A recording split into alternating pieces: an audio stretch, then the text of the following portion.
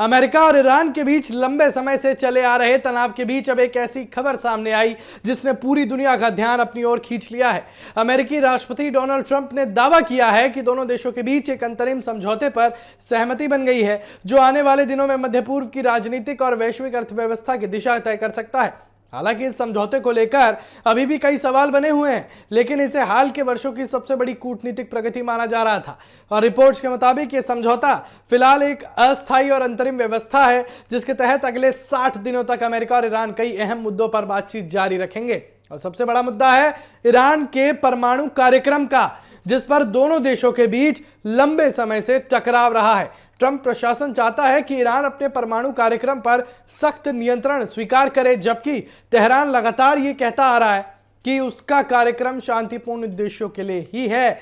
इस समझौते की सबसे महत्वपूर्ण शर्तों में से एक है हॉर्मोज को फिर से पूरी तरह खोलना, और दुनिया के तेल व्यापार का बड़ा हिस्सा इसी रास्ते से गुजरता है। पिछले महीनों में क्षेत्रीय संघर्ष और तनाव के कारण इस समुद्री मार्ग पर अनिश्चितता बनी हुई थी, जिससे अंतर्राष्ट्रीय बाजारों में तेल की कीमतों पर असर पड़ा था। लेकिन बताया जा रहा है कि समझौते के तहत ईरान को आर्थिक राहत देने की दिशा में भी कदम उठाए जा सकते थे।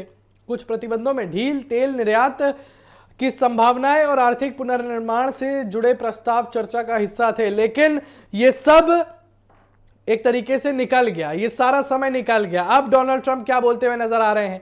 अब डोनाल्ड ट्रंप ये बोलते हुए नजर आ रहे हैं कि भैया अगर ईरान हमारी शर्तें नहीं माना तो हम ईरान पर फिर से बमबारी करेंगे। अब डोनाल्ड ट्रंप क्या बोलते हुए नजर आ रहे हैं? अब डोनाल्ड ट्रंप ये कह रहे हैं कि अगर ईरान अपने घुटनों पर नहीं आया तो फिर उसके लिए अच्छा नहीं होगा।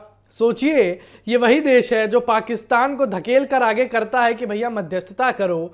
ये वही देश है जिसकी आर्थिक स्थिति ईरान के साथ युद्ध में कमजोर होती जा रही है। ईरान वो देश था जिसको पूरी दुनिया ने समझा था कि शुरुआती दिनों में, जंग के शुरुआती दिनों में, कि ईरान क्या ही है, ईरान तो एक छोटा सा देश है, क्या ही टिक पाएगा अमेरिका से। और अब अमेरिका की ये दुर्गति ईरान ने कर दी है कि इजराइल भी अब माथा पकड़ता रह गया है।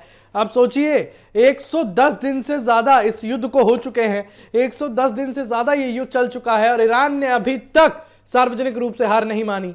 ईरान ने अभी तक अपने घुटने नहीं टेके। और डोनाल्ड ट्रंप जो ये दावे करते आ रहे थे कि हमने ईरान को हरा दिया, हमने ईरान को घुटनों पर ले आए, जो हमने ईरान की दुर्गति कर दी, वो क्या समझे? अब डोनाल्ड ट्रंप ने तो यहां पर अपनी बातें पलट दी हैं।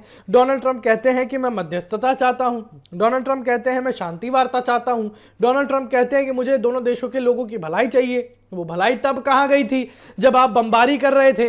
वो भलाई तब कहां गई थी जब ईरान के तेहरान के मासूम बच्चों की जाने गई थी? वो भलाई तब कहां गई थी जब डोनाल्ड ट्रंप ने कहा था कि मुझे अमेरिकी जनता के आर्थिक स्थिति पर कोई फर्क नहीं पड़ता। फिलहाल आज एक बड़ी खबर यह भी है कि आज प्रधानमंत्री मोदी और डोनाल्ड ट्रंप की एक बैठक होने वाली है, जिसमें मध्य पूर्व को लेकर भी बातें की जा सकती हैं। अब उस पर आगे क्या होगा ये तो वक्त बताएगा, और हम भी आपको लगातार बताएंगे।